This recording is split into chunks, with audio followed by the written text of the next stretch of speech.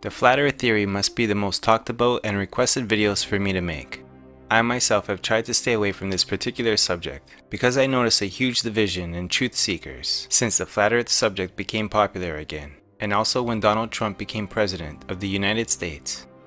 And so, I have been on the fence with this subject for many years, and I always say when asked, I would not be surprised either way if the earth was flat or round. After years of watching all kinds of flat earth videos, I noticed that the flat earth population is increasing rapidly and have presented strong evidence supporting their theory, while the round earthers just seem to attack the credibility or sanity of the individual creating the video without really presenting any real evidence of their own. Kyrie Irving, I don't know, did you see? No, You saw this, right? don't get me started. I gotta know. Kyrie Irving says that he, even though has been told the world is round, believes it to be flat. What is your thought process on this? Most of them just seem to regurgitate what they have already learned in school. The same school that teaches us that Christopher Columbus discovered America, among many other events in our history that we know now not to be true. Most of us have learned through our own research that our history is clearly very shady to say the least, and history has been rewritten many times. Some scientists today are skeptical of the idea that the earth is indeed round, because even though it is presented as a truth, there is no unquestionable scientific evidence that it is round. Everything on which science bases itself are only evidences, and evidences are not proofs. The idea that the earth is a flat disk or plane first comes from most ancient civilizations, including Egypt and Greece, until the classical period. In 1543, Nicholas Copernicus proposed the first heliocentric model of the universe. The famous flat earth Flammarion engraving from 1888 depicts a traveler who arrives at the edge of a flat earth and pokes his head out through the firmament. In early Mesopotamian mythology, the world was portrayed as a flat disk floating in the ocean with a hemispherical sky dome above, and this forms the premise for early world maps.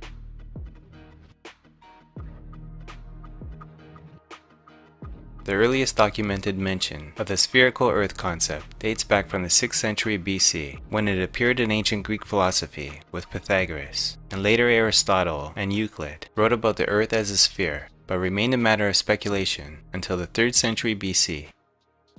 It is said that Aristotle provided evidence for the spherical shape of the Earth on empirical grounds around 330 BC. Ptolemy wrote geography at the height of the Roman Empire, 1,300 years before Columbus sailed, and considered the idea of a round planet.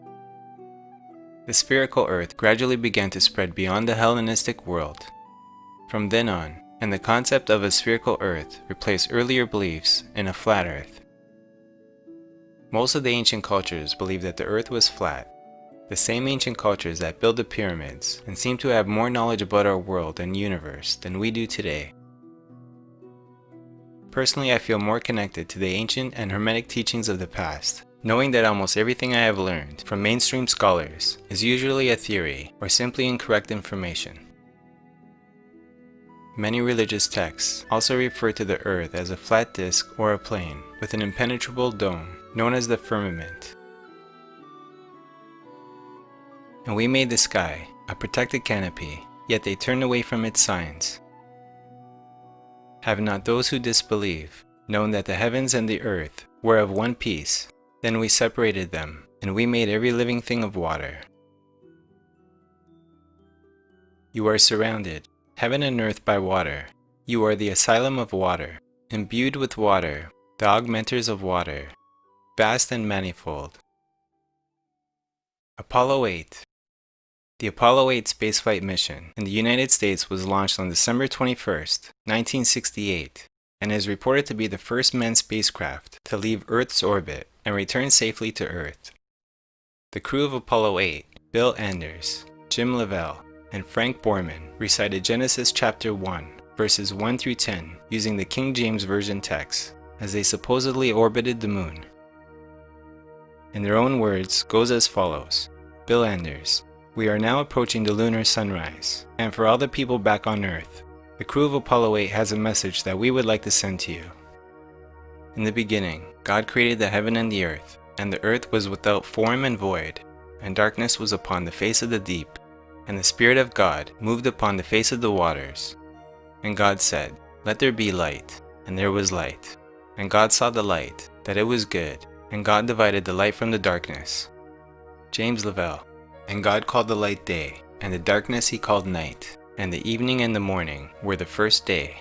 And God said, Let there be a firmament in the midst of the waters, and let it divide the waters from the waters. And God made the firmament, and divided the waters which were under the firmament from the waters which were above the firmament. And it was so. And God called the firmament heaven, and the evening and the morning were the second day." Frank Borman: "And God said, Let the waters under the heaven be gathered together unto one place, and let the dry land appear, and it was so. And God called the dry land earth, and the gathering together of the waters called he seas. And God saw that it was good." And from the crew of Apollo 8, we close with good night, good luck, a Merry Christmas, and God bless all of you on the good earth. So my question is this: being the first crew to leave Earth's orbit, why on earth would all three men feel compelled to read from the book of Genesis at that particular moment in time, in what was the most watched television broadcast ever in the history at the time? My guess is that they read those particular verses because that is what best describes the vision they saw when they witnessed the firmament with their own eyes. And of course, I may be wrong, and you could decide for yourself. There is no doubt in my mind that NASA and the governments of the world have been hiding much information from the public, and I believe that it is our duty to find the truth and share it with the rest of the world. I believe that people have the right to know the truth. We have the right to ask questions when we don't fully understand something. I myself have learned a lot by asking questions, and one of the best lessons I've learned is that the instructors didn't know too much, and here they are trying to teach us things that they lacked answers to themselves. Like the crew of the Columbia space shuttle disaster that mysteriously seemed to have reappeared again after blowing up in the sky on national television.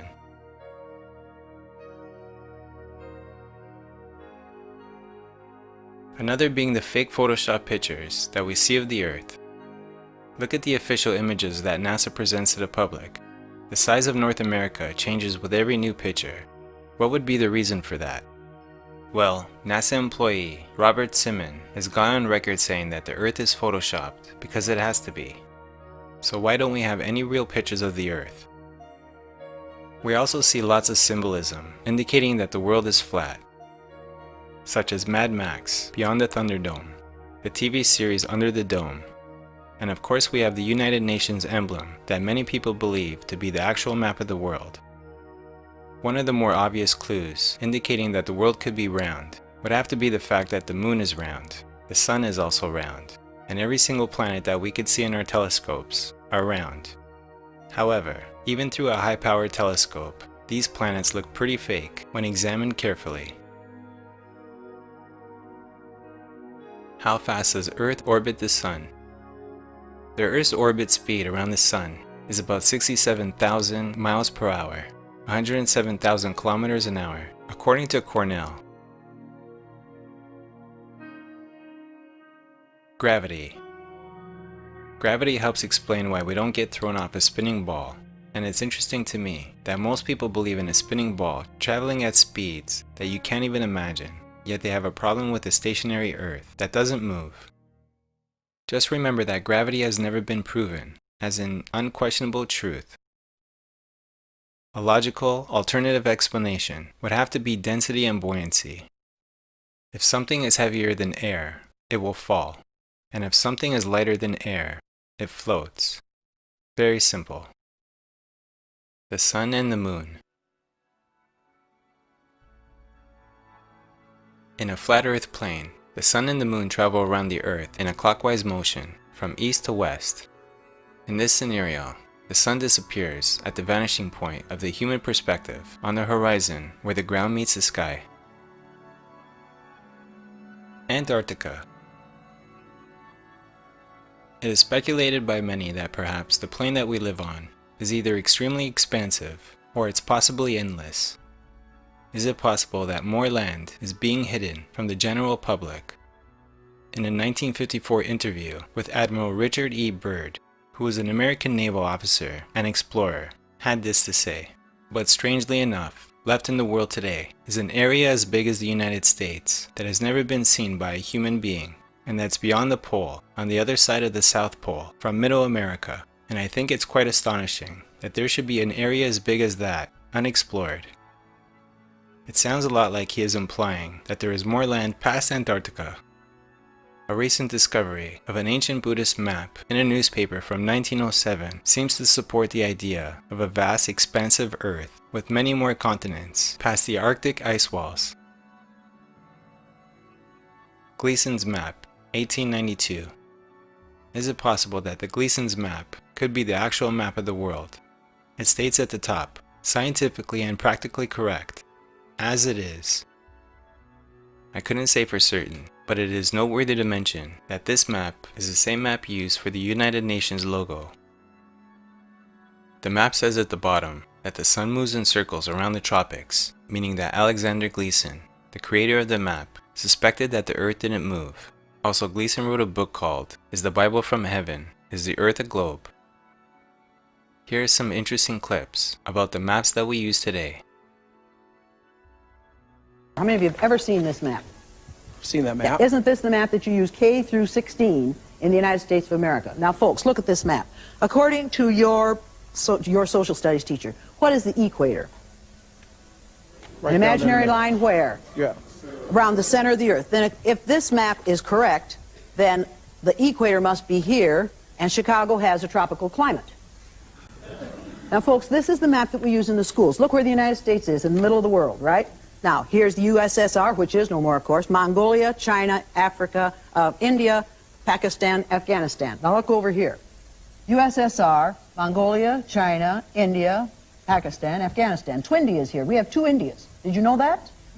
Now, people, this is a flat-out lie. Look at the size of Greenland and the size of South America. According to your social studies teachers, what were continents? Largest land masses on the face of the Earth, right? Now, do you know the continents? Africa, Asia, Australia, Antarctica, Europe, North America, and South America. Did I say Greenland? Well, Greenland isn't a continent, but it's a huge landmass according to this map, right?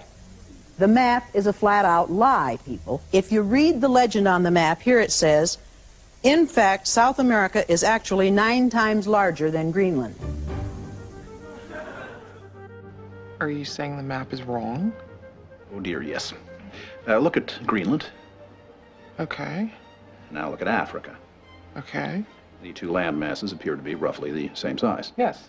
Would it blow your mind if I told you that Africa is in reality 14 times larger? Yes? Here we have Europe, drawn considerably larger than South America. When it's 6.9 million square miles, South America is almost double the size of Europe's 3.8 million. Alaska appears 3 times as large as Mexico, when Mexico is larger by 0.1 million square miles. Germany appears in the middle of the map when it's in the northernmost quarter of the Earth. Wait. Relative size is one thing, but you're telling me that Germany isn't where we think it is? Nothing's where you think it is. My final conclusion. After going over most of the given evidence that has been presented to us from both sides, I would have to say that for me personally, it makes more sense that the world would be a flat plane. And the more I think of a spinning globe moving at supersonic speeds that I can't even understand, the more I think we've been lied to. Either these people can't seem to get anything right, or they are possibly plotting for world domination, and most likely something that has to do with aliens that come from another so-called planet. With all the movies and talk about ancient aliens and superheroes from other planets, it wouldn't surprise me at all. I personally don't think that aliens exist, and it looks a lot like the Jesuits, Vatican, NASA, SpaceX, and the governments of the world, and whoever else they are working with, are behind all this deception. So why would they do that? By creating a fake universe with spherical planets everywhere, would keep the people from figuring out the truth and keep them guessing of wild and endless worldly possibilities of other planets and aliens. The strategy that Werner von Braun taught me was that first the Russians are going to be considered to be the enemy. In fact, when I met him in '74, they were the enemy, the identified enemy. We were told that they had killer satellites. We were told that they were coming to get us and control us, the dirty commies, that whole story. First, the Russians were the enemy against whom we're going to build space-based weapons. Then terrorists would be identified, and that was soon to follow. We heard a lot about terrorism. And the next enemy was asteroids. Now, at this point, he kind of chuckled the first time he said it. Asteroids, against asteroids, we're going to build space-based weapons. So it was funny then. And the funniest one of all was against what he called aliens, extraterrestrials. That would be the final card. And over and over and over, during the 4 years that I knew him and was giving his speeches for him, he would bring up that last card. And remember, Carol, the last card is the alien card. We're going to have to build space-based weapons against aliens. And all of it, he said, is a lie. A lie. All truth goes through 3 stages. At first it is ridiculed. In the second, it is violently rejected. In the third, it is accepted as self-evident.